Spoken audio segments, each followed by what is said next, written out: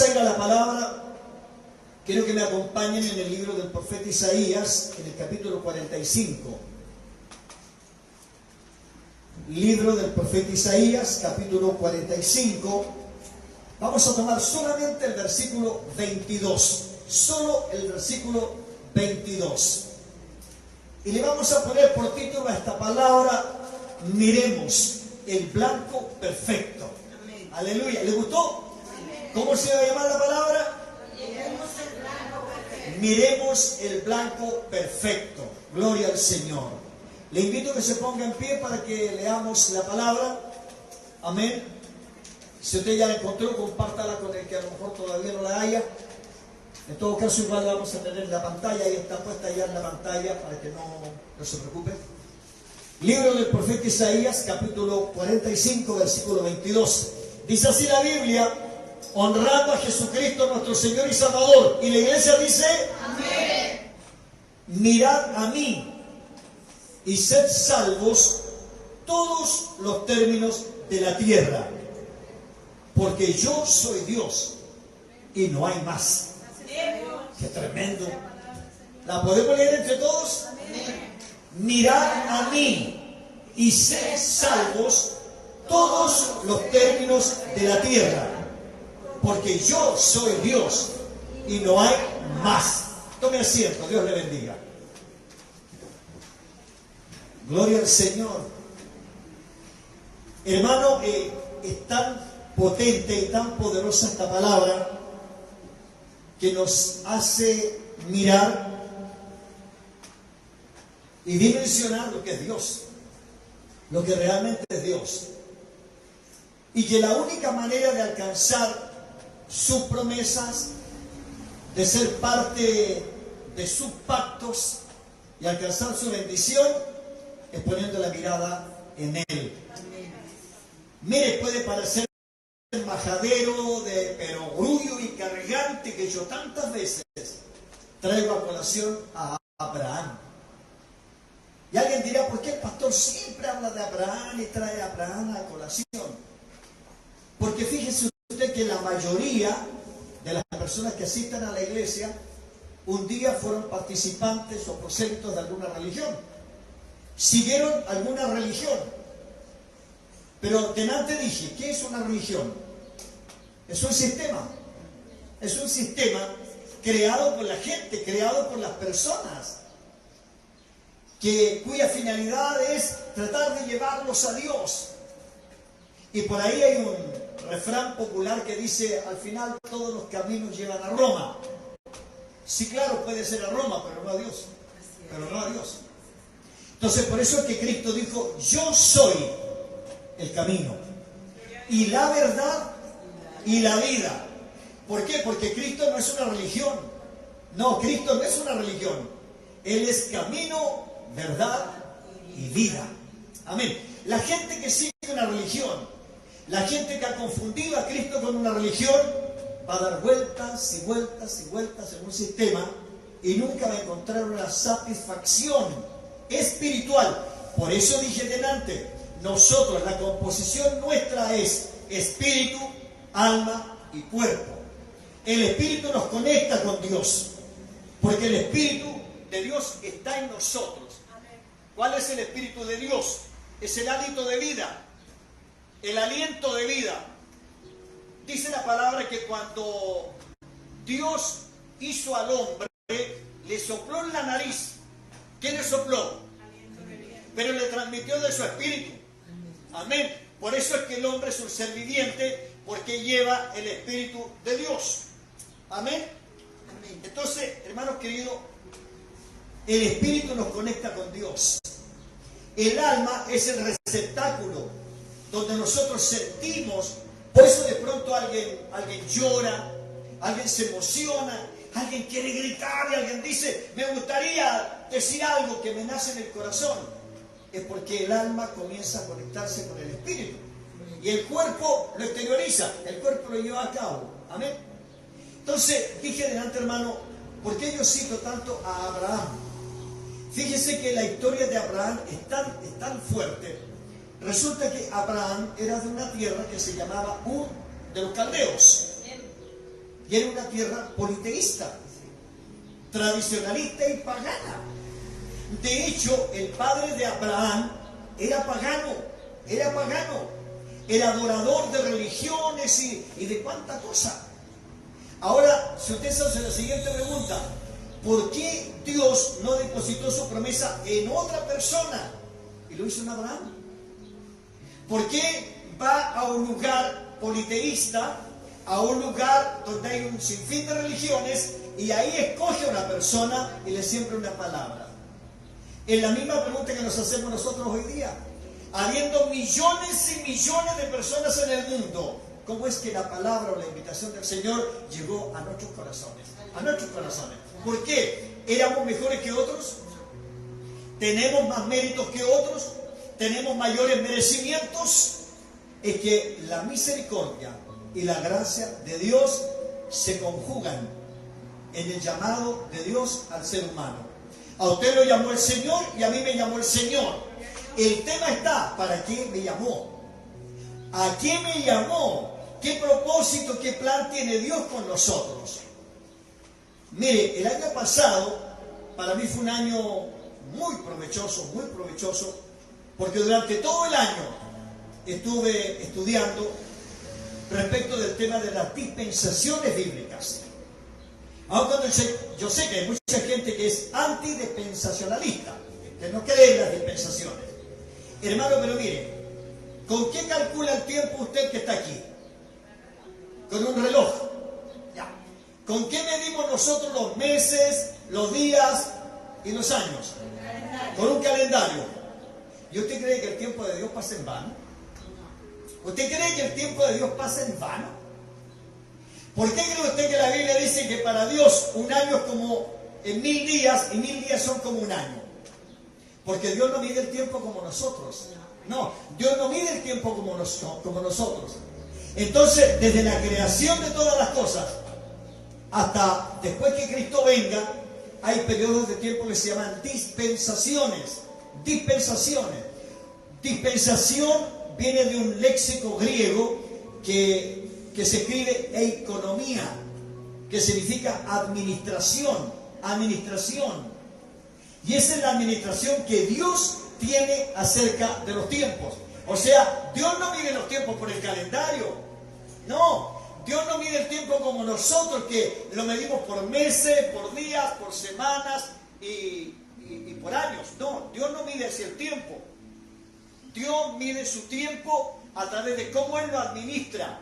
Y lo administra a través de dispensaciones. Y en cada una de las dispensaciones, Dios puso en el hombre la oportunidad de conocerle, la oportunidad de obedecerle, la oportunidad de seguirle con un solo propósito: que el hombre sea salvo. Aleluya. Mire qué tremendo, con un solo propósito: que el hombre sea salvo. Si usted entiende, siempre Dios quiso tener una comunicación especial con el ser humano, con el hombre. Dios quiso tener esa íntima relación, esa fina relación con el ser humano. Por eso cuando Él hizo a Adán y de Adán formó a Eva, los puso en el huerto del Edén, en una dispensación especial, llamada inocencia. O sea, ellos no conocían el pecado, ellos no sabían de pecado, ellos no sabían de maldad, porque eran seres que habían sido creados conforme a la imagen y semejanza de Dios. Ahora, cada dispensación iba acompañada de un pacto, pero el pacto no lo hacía el hombre con Dios, lo hacía Dios con el hombre. Y en esa dispensación, hermano, que se da en el huerto del Edén, está el pacto adánico o edénico, que cuando Dios le dice: de todo árbol del huerto ustedes pueden comer, menos del árbol de la ciencia del bien y del mal, pues si comen de ese árbol morirán. Amén. Pero hermano, ahí es donde comienza la catástrofe del ser humano. Ahí comienza la catástrofe del ser humano, porque lamentablemente Adán y Eva fallaron a Dios, desobedecieron a Dios, y al desobedecer, que está simbolizado en el comer del fruto de ese árbol prohibido, ellos caen de la gracia del Señor. Dice que se les abrieron los ojos, ambos se dieron cuenta que estaban desnudos y de inocencia pasan a conciencia. Amén. Ahí, hermano, cada una de las dispensaciones, hasta la dispensación de la ley, terminan con una tragedia, terminan trágicamente. Porque ¿cómo termina esa dispensación? Termina cuando Dios tiene que sacar a Adán y Eva del huerto de Edén, porque no pueden vivir en su huerto, no pueden. Porque, escuche esto, en el reino de Dios, donde está la gracia y la santidad de Dios, no puede habitar el pecado, no puede habitar el pecado. Y el huerto de Edén, el paraíso de Dios, significaba el lugar de la santidad de Dios. Recuerde usted que ahí se paseaba Dios, paseaba Dios al aire del día, dice que se paseaba Dios. O sea, era tan grande la comunión que Dios tenía con ellos, era tan fina la relación, era tan estrecho ese vínculo entre Dios y el hombre, que Dios conversaba con el hombre. Y cuando pecaron, ¿qué hicieron? Se escondieron. ¿Y por qué se escondieron? Porque tuvieron vergüenza. Amén, hermano. Aquí hay dos palabras que nacen ahí, en la caída del ser humano. La palabra vergüenza y la palabra miedo. Nacen ahí. Porque ni la vergüenza ni el miedo lo colocó Dios en el ser humano. Eso nace en la desobediencia, en la caída del ser humano. Entonces, como se vieron que estaban desnudos, tuvieron vergüenza. Pues miró Adán a Eva y la encontró desnuda, y Eva miró a Adán y lo encontró desnudo. Se escondieron. Y dice que cuando se escondieron, Dios los sale a buscar. Hermano querido, mire, escucha esto. Dios aún en este tiempo anda buscando al pecador. Lo anda buscando. Aún cuando esté escondido, aún cuando esté metido donde esté metido, Dios todavía anda buscando al pecador, pero no para condenarlo. No para condenarlo. Lo anda buscando para salvarlo. Para salvarlo. Porque la Biblia dice que Dios quiere que todos procedan al arrepentimiento. ¿Por qué? Porque Dios no quiere que ninguno se pierda. Que ninguno se pierda. Pero aquí es donde tenemos que entender que el único puente de salvación es Jesucristo. El único puente de salvación es Jesucristo. Por eso la palabra que tomé dice claramente, Dios habló esto, mirad a mí. O sea, ¿a quién debo mirar para ser salvo? ¿En quién debo caminar para ser salvo? ¿A quién tengo que seguir para ser salvo? A Dios. Gloria a Dios. ¿Está claro? Dice, mirad a mí. Todos los términos de la tierra.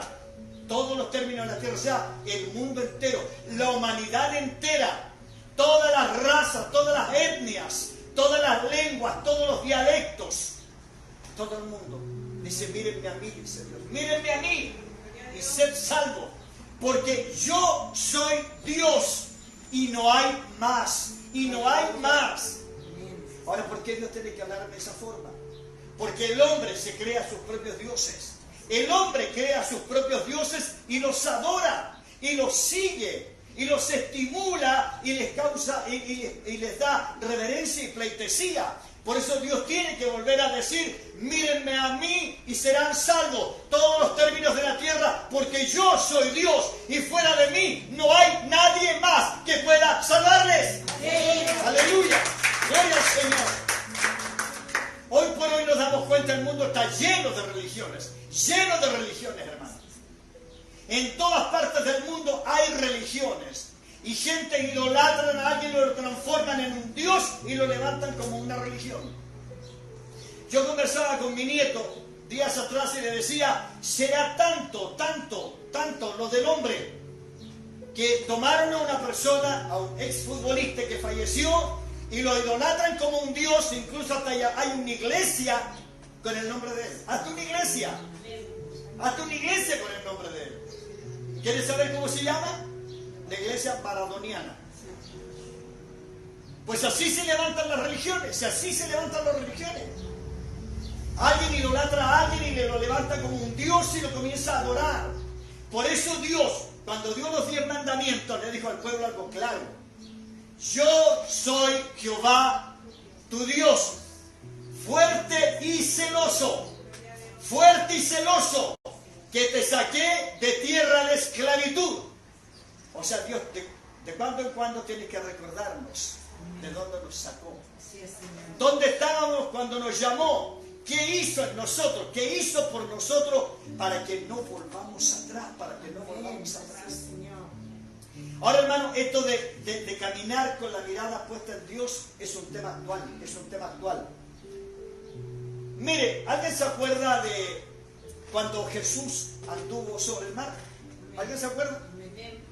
Dice la Biblia que los discípulos andaban en el lago de Genesaret, ahí. Ya era noche. Y de pronto ven de lejos una figura que viene acercándose a ellos. Era solamente una figura, era una efigie, era como una silueta allá lejos. Y entonces ellos se asustaron. Y cuando se asustaron gritaron, ¡es un fantasma! Y Jesús, como los vio asustados, porque Dios se preocupa cuando nosotros nos asustamos. El Señor se preocupa. Y le gritó, ¡no tengan miedo! Soy yo, soy Jesús. Gloria a Dios. Porque, hermano, tenga claro esto. El enemigo se puede hacer pasar por alguien, pero Cristo se identifica. Gloria a Dios.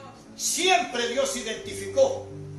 Recuerdo cuando está Jacob durmiendo en pleno camino, en pleno desierto, y tiene la visión, y dice que Dios le dijo, yo soy Jehová tu Dios, el Dios de tus padres, de Abraham y de Isaac. O sea, Dios se presenta, Dios se da a conocer, Dios se revela. El enemigo se disfraza. ¿Sabía eso, no? El enemigo se disfraza, mas Dios se identifica como lo que Él es. Y entonces le gritó y le dijo, soy yo, soy Jesús, no tengan miedo. Y como en todo grupo hay alguien que levanta la voz más fuerte que los demás, Pedro, que en este caso era del temperamento más efusivo, le dice, ah, ¿eres Jesús? Pues si eres Jesús, entonces déjame que yo vaya a ti caminando sobre las aguas. Hermano, siempre el hombre tratando de probar si efectivamente Dios es Dios o no es Dios. ¿Cuánta gente llega a las iglesias? Oye, ¿qué pasa con los evangélicos? Yo le voy a decir algo, con los evangélicos no pasa nada. Pero con Cristo le puede pasar de todo. Con Cristo le puede pasar de todo. ¿Se acuerdan cuando Tomás le dijeron, oye, ¿sabes que resucitó Cristo? Sí. Yo tendría que meter el dedo en la llaga, en su costado, para saber que es Él o no es Él. Y en esa está cuando aparece Cristo y le dice, Tomás, aquí está. Mete tu dedo. Mete tu dedo. Porque el Señor no va a escabullirse a quien quiera verlo. No, el Señor no va a tratar de decir, no, tú no me puedes tocar, tú no puedes venir a mí, no, tú eres un pecador, no puedes. No, hermano, Dios no hace eso, el Señor no hace eso. Y le dijo a Pedro, pero Pedro, ven. El problema está en esto, hermano. Pedro se bajó de la barca. Pedro se bajó de la barca. Yo ni siquiera me imaginaría, hermano, porque la única agua a la que me atrevo a meterme yo es en la ducha, hermano. Ni en la piscina siquiera. Pero yo me imagino a ese Pedro en esas aguas turbulentas, parado sobre esas aguas. Parado sobre esas aguas. Y la invitación del Señor es, ven. Yo no sé, no puedo lucubrar y decirle, sí, dio 1, 2, 3, 10 pasos, no le puedo decir. Lo único es que él bajó de la barca.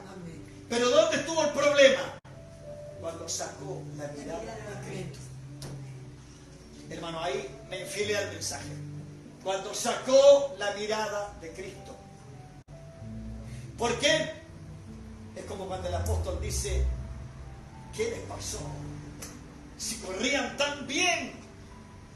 Me impacta esa palabra cuando el apóstol dice, ¿qué les pasó? Si corrían tan bien, iban tan bien, ¿qué les hizo salir de la gracia? Entonces sacó la mirada del Señor y se dio cuenta que había nubarrones, se dio cuenta que había oleaje y se dio cuenta que soplaba el viento. Y cuando vio todo aquello y sacó la mirada de Cristo, se dio cuenta que se estaba hundiendo también. Hermano, ¿cuándo comienza nuestra fe a claudicar? ¿Cuándo comienza nuestro camino a desviarse? ¿Cuándo comienza nuestra fe a decaer? ¿Cuándo comienza nuestra vida espiritual a venirse abajo? Cuando sacamos la mirada de Cristo. Cuando sacamos la mirada de Cristo. Por eso el Señor es enfático y dice, mírenme a mí, mírenme a mí. Y sean salvos todos los términos de la tierra, porque yo soy Dios y no hay más. Hermano, cuando Pedro se estaba hundiendo, me vino a la memoria la canción que entonamos delante. Si caigo me levantaré. Pues el Señor lo tomó y lo puso de nuevo arriba. Pero con una reconvención. ¿Por qué dudaste?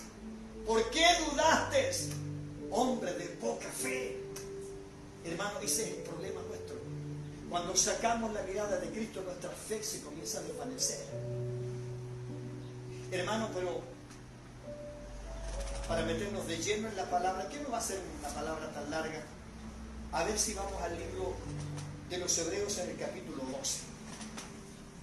Miren lo que dice Hebreos capítulo 12.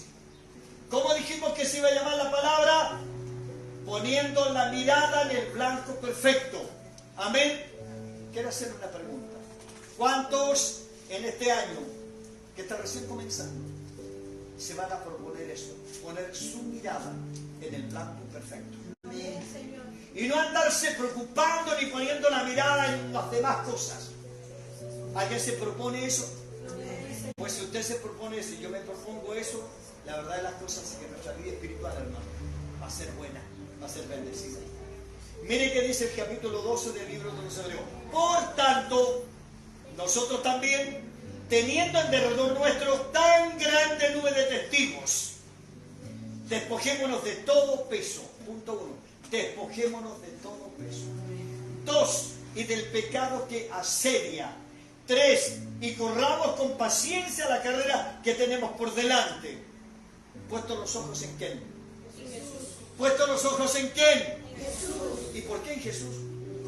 Dice la palabra, porque Él, amén, Él dice que es el autor y consumador de la fe, el cual por el gozo puesto delante de Él sufrió la cruz, menospreciando el oprobio, y se sentó a la diestra del trono de Dios. Gloria al Señor. Hermanos amados, ¿se imagina usted si el Señor, que viene ungido por el Padre, que viene enviado por el Padre, como dice el libro de Isaías capítulo 61, amén, el Espíritu del Señor está sobre mí, me ungió Jehová para traer buenas nuevas a los abatidos y todo lo demás? ¿Se imagina si el Señor, habiendo tenido la oportunidad de sacar la mirada del objetivo, la hubiese sacado? ¿Qué hubiese sido de nosotros? ¿Qué hubiese sido de nosotros? Y ahora, cuidado, Jesús tuvo la posibilidad de haberlo hecho. Tuvo la posibilidad. ¿Se acuerdan cuando estaba orando en el huerto de Getsemaní? ¿Cuál fue la oración del Señor? Si fuera posible, escuche, si fuera posible que pase de mí esta copa, o sea, en un lenguaje más actualizado, si existiera la posibilidad que yo no pase por la cruz. Es más o menos parafraseando el tema. ¿Se imagina usted? Porque estuvo en Él. ¿Pero por qué estuvo en Él? Porque el Cristo que llegó a la cruz fue el Cristo humano. El Cristo humano que sufrió dolores, angustias, que también lloró, que pasó por las mismas peripecias nuestras, aún mayores, por cierto, mucho mayores. Pero dice que Él pasó por sobre todas esas cosas hasta llegar a la muerte y muerte de cruz. Pero después, para ser colocado en el trono a la diestra de su Padre. Gloria al Señor. Entonces, cuando Jesús dice, si fuera posible que pase de mí esta copa, pero luego Él se aferra de Dios, se aferra del Padre, dice, más que se haga tu voluntad. ¿Y cuál era la voluntad de Dios? Que Él llegara a la cruz. Esa era la voluntad del Padre, que llegara a la cruz. Si con ese propósito Él lo envió al mundo, para que llegara a la cruz y a través de ese sacrificio usted y yo fuésemos salvos. Entonces, ¿se imagina si nuestra mirada la pusiéramos en otra cosa? Haríamos nulo el sacrificio de Cristo. Si pusiéramos nuestra mirada en una religión, por ejemplo, en un dogma, en una filosofía, en un pensamiento humanista, estaríamos sacando nuestra mirada de Cristo. Y la Biblia dice, miradme a mí y sed salvos todos los términos de la tierra, porque yo soy Dios y no hay más, y no hay más. Gloria a Cristo. Hermano, para que hay cuatro cositas que voy a hacer breve en comentarla, que Dios exige, no nos pide por favor, exige de nosotros, para que nuestra carrera no sea en vano, para que nuestra carrera tenga un galardón, para que nuestra carrera pueda llegar a feliz término. Lo primero, dice que debemos despojarnos de todo peso, de todo peso. Pero quiero hacer un alcance, una aclaración entre paréntesis. No está hablando de pecado, está hablando de peso, no de pecado, de peso. ¿Qué es el peso?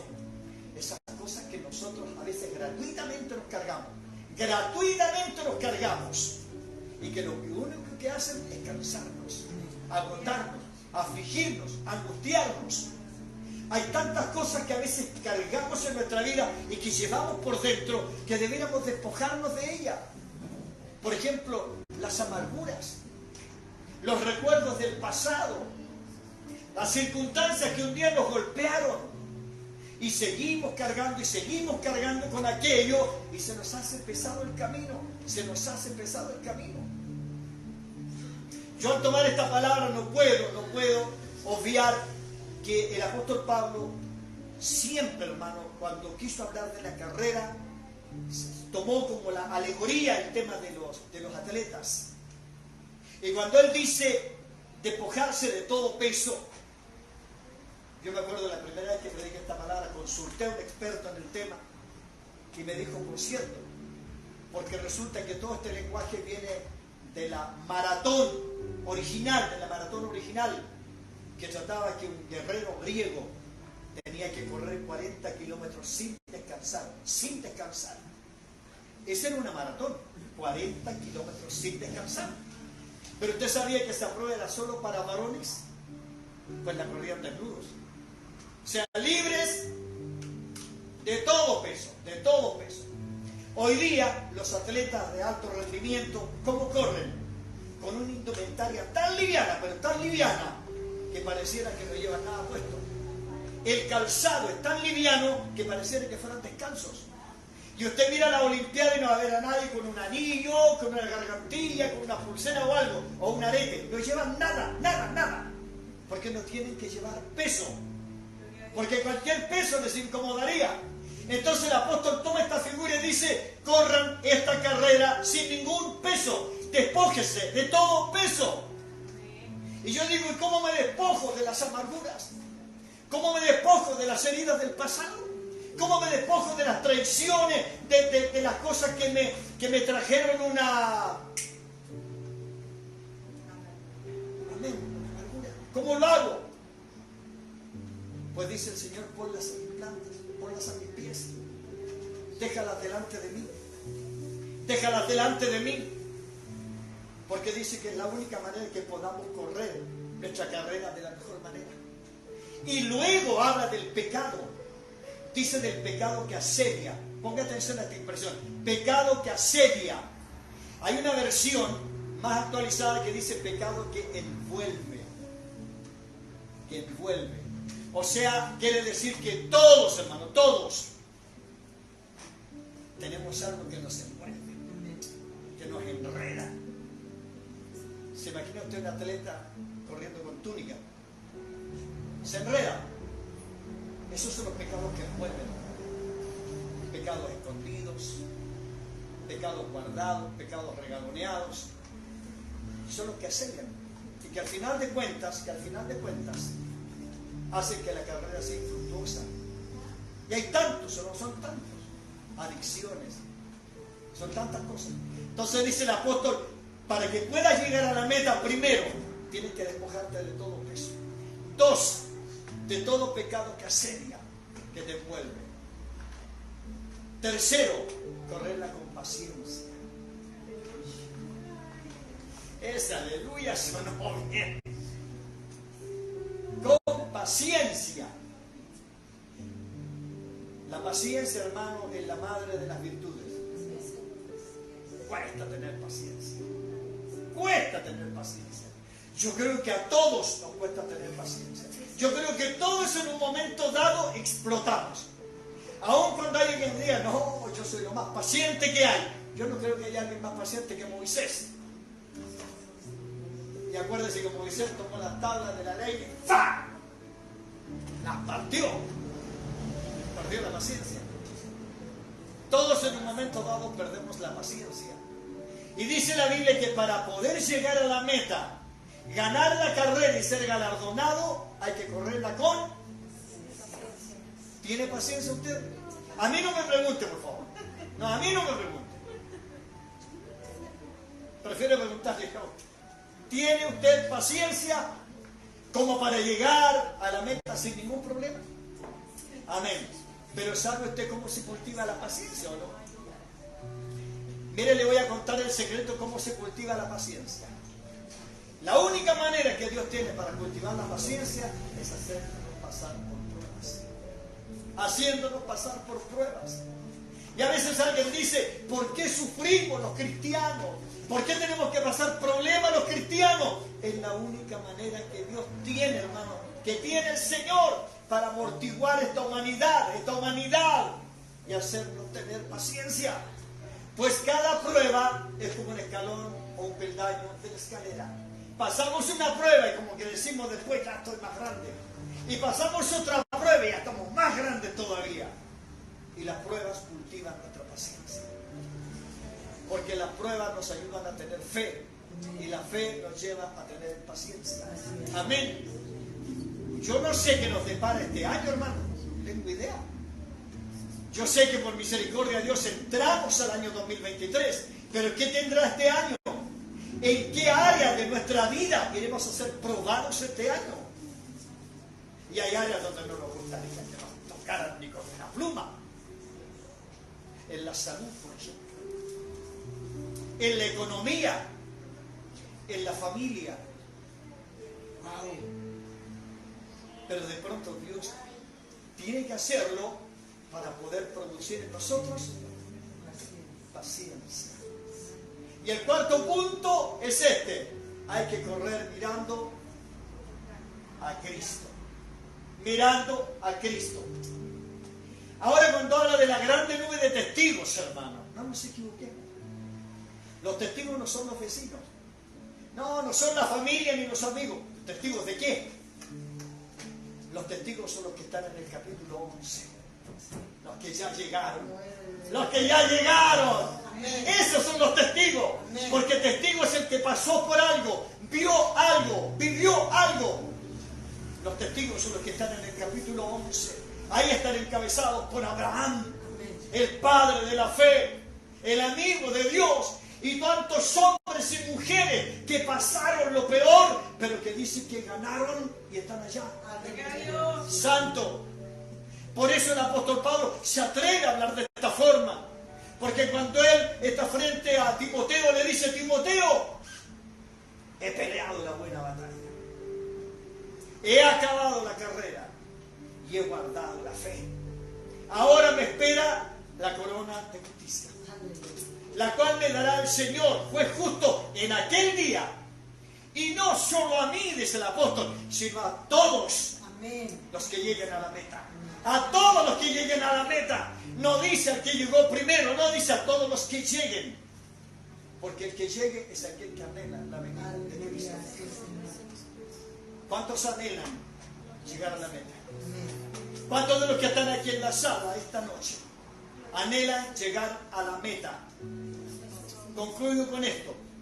En el libro de Filipenses, en el capítulo 3, los versículos 13 y 14, el apóstol Pablo dice esto: hermanos míos, no pretendo yo haberlo ya alcanzado, pero una cosa hago, olvidando ciertamente lo que queda atrás y extendiéndome a lo que está delante.